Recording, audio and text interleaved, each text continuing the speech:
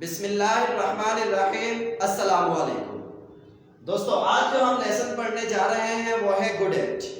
Good at का क्या मतलब है, कहाँ यूज होता है, कैसे यूज करते हैं, ये सारी चीजें आज हम पढ़ेंगे। सबसे पहले हम देखते हैं गुड एट का मतलब क्या है, गुड एट की ट्रांसलेशन उर्दू में क्या है, गुड एट किसको बोलते हैं। देखें, गुड एट का मतलब है किसी भी चीज में माहिर होना, किसी भी चीज में स्पेशलाइज्ड होना, किसी भी चीज में एक्सपर्ट होना। मिसाल के तौर पर मैं कहता हूं कि मैं बाइक चलाने में माहिर हूं, इसका मतलब यह है कि मुझे बाइक चलाने में महारत हासिल है।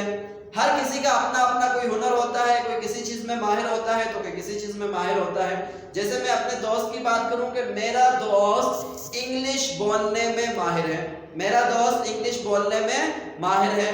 वो फला बंदा क्रिकेट खेलने में माहिर है, वो खाना पकाने में माहिर है। तो हम महारत की बात कर रहे हैं, हम एक्सपर्ट होने की बात कर रहे हैं। मींस के किसी भी चीज में स्पेशलाइज्ड होना, किसी भी चीज में एक्सपर्ट होना, उसके लिए हम यूज करेंगे गुड एट। गुड एट की जो मीनिंग है उसका मतलब है माहिर होना ना। अगर मैं सेंटेंस बोलता हूं कि मैं क्रिकेट खेलने में माहिर हूं, मैं खाना पकाने में माहिर हूं, मैं इंग्लिश पढ़ाने में माहिर हूं, तो इसकी इंग्लिश क्या होगी, उसके लिए हमें वर्ड टू वर्ड ट्रांसलेशन करने की जरूरत नहीं है। जैसे मैं कहता हूं कि मैं इंग्लिश बोलने में माहिर हूं, तो अब आपने ये नहीं देखना कि सबसे पहले क्या आ रहा है, मैं आ रहा है। मैं इंग्लिश को क्या कहते हैं, इंग्लिश बोलने में, इस तरह से हमने translation word to word translation नहीं करनी। तो फिर कैसे सेंटेंस बनेंगे, हमने देखना है फॉर्मूले को। फॉर्मूला क्या कहता है कि सबसे पहले आपने यूज करना है सब्जेक्ट। सबसे पहले आएगा सब्जेक्ट। अब सब्जेक्ट कौन सा आएगा, जिसके बारे में बात हो रही होगी उसी का सब्जेक्ट आएगा। जैसे मिसाल के तौर पर मैंने आपको कहा कि मैं इंग्लिश बोलने में माहिर हूं, मेरी बात हो रही है, मैं अपने लिए क्या यूज करूंगा, आई। क्या यूज करूंगा, आई। अगर मैं किसी एक लड़के की बात करूं कि वो झूठ बोलने में माहिर है, तो वो अगर लड़का होगा तो ही, अगर मैं लड़की की बात करूंगा तो शी। तो सबसे पहले सब्जेक्ट आएगा, कौन सा आएगा, सेंटेंस में जिसके बारे में हम बात कर रहे होंगे, जिसकी महारत की, जिसकी माहिर की हम बात कर रहे होंगे कि ये इस चीज में माहिर है, उसी का सब्जेक्ट आएगा। उसके बाद फॉर्मूला हमें कहता है कि helping verb is, am, are. 3 helping verb हैं, इज, एम, आर। एक सेंटेंस में एक हेल्पिंग वर्ब आएगा। कौन सा हेल्पिंग वर्ब आएगा, अकॉर्डिंग टू द सब्जेक्ट। अगर आप सेंटेंस आई पर बनाओगे तो हेल्पिंग वर्ब एम होगा, अगर आप सेंटेंस यू पर बनाओगे तो आर होगा। You, are, we are, they are, I am, he is, she is. तो हेल्पिंग वर्ब आपने सब्जेक्ट्स के मुताबिक इस्तेमाल करने हैं, अपनी मर्जी से इस्तेमाल नहीं करने। अगर मैं अपनी बात करूंगा तो आई यूज करूंगा, आई के साथ एम आ जाएगा।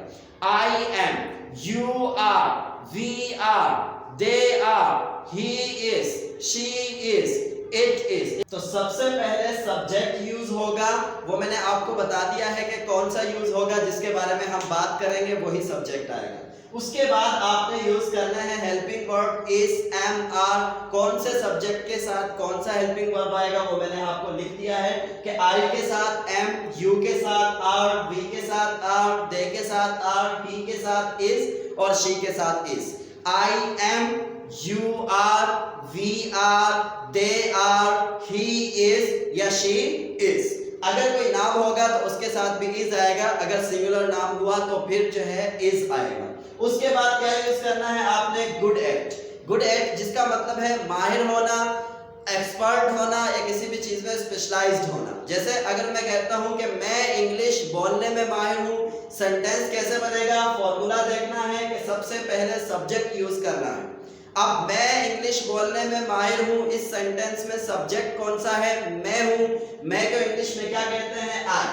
आई अगर सब्जेक्ट है तो हेल्पिंग वर्ब कौन सा होगा, एम। तो सेंटेंस क्या बनेगा, आई एम। उसके बाद आपने क्या यूज करना है, good at. I am good eight. देखें फॉर्मूला बता रहा है subject helping verb good at. So I am good eight, मैं माहिर हूं, क्या करने में माहिर हूं, इंग्लिश बोलने में माहिर हूं। बोलने को क्या कहते हैं, स्पीक।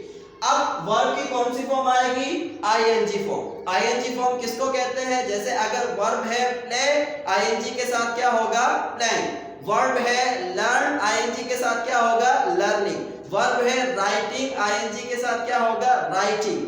वर्ब अगर आप वर्ब की फर्स्ट फॉर्म के साथ आपने आईएनजी यूज करना है, आईएनजी लगाना है, कोई बड़ी मुश्किल बात नहीं है। जैसे राइट, राइटिंग, आईएनजी, बिल्कुल आईएनजी। Play, playing, go, going, learn, learning, come, coming, teach, teaching, speak, speaking, eat, eating. तो वर्ब की आईएनजी फॉर्म आएगी, देन आप फिर ऑब्जेक्ट यूज करेंगे। ऑब्जेक्ट क्या होगा? जिस काम के बारे में आप बताएंगे कि मैं इसमें माहिर हूं। जैसे मैंने कहा कि मैं इंग्लिश बोलने में माहिर हूं, subject I, helping verb am, I am, फिर क्या होगा? Good at. I am good at बोलने को क्या कहते हैं? स्पीक। आईएनजी फॉर्म के साथ क्या होगा? Speaking. I am good at speaking, क्या बोलने में माहिर हूं? English. I am good at speaking English. इसी तरह मैं कोई और सेंटेंस बनाऊं कि आप क्रिकेट खेलने में माहिर हो, तो आपकी बार सब्जेक्ट आई नहीं आएगा। क्यों? क्योंकि मैं अपनी बात नहीं कर रहा, आपकी बात कर रहा हूं, तो आपके लिए सब्जेक्ट क्या यूज होगा? यू। यू के साथ हेल्पिंग वर्ब एम नहीं आएगा, इज नहीं आएगा, कौन सा आएगा? आर। यू आर, फिर क्या यूज होगा? Good at. You are good at, आप माहिर हैं, क्या करने में माहिर हैं? क्रिकेट खेलने में। खेलने को प्ले कहते हैं, आईएनजी फॉर्म के साथ क्या होगा? Playing. You are good at playing, क्या खेलने में माहिर हैं? Cricket. You are good at playing cricket. अब इसी तरह के और भी सेंटेंसेस बन सकते हैं। मैं इंग्लिश लिखने में माहिर हूं, आई एम, आई, मैं, am helping verb, I am, फिर क्या यूज होगा? Good at. I am good at writing. Writing का मतलब लिखना हो, राइट का मतलब लिखना होता है, आईएनजी के साथ राइटिंग हो जाएगा। I am good at writing, मैं लिखने में माहिर हूं, क्या लिखने में माहिर हूं? इंग्लिश, उर्दू, इस्लामियात, कुछ भी है। आई am good at writing English. अब अगर सेंटेंस में मैंने सब्जेक्ट को चेंज करना है, जैसे मैं कहूं कि वो खाना पकाने में माहिर है, अगर लड़का होगा तो ही, अगर लड़की होगी तो शी। अब मैं कहता हूं शी के साथ हेल्पिंग वर्ब कौन सा आएगा? इज। शी इज या ही इज, तो शी इज। उसके बाद क्या यूज करना है? Good at. जो आपका स्ट्रक्चर है वो यूज करेंगे, good at. She is good eight खाना पकाने को क्या कहते हैं? कुक। आईएनजी के साथ क्या होगा? Cooking. She is good at cooking क्या? Food. She is good at cooking food, वो खाना बनाने में माहिर है।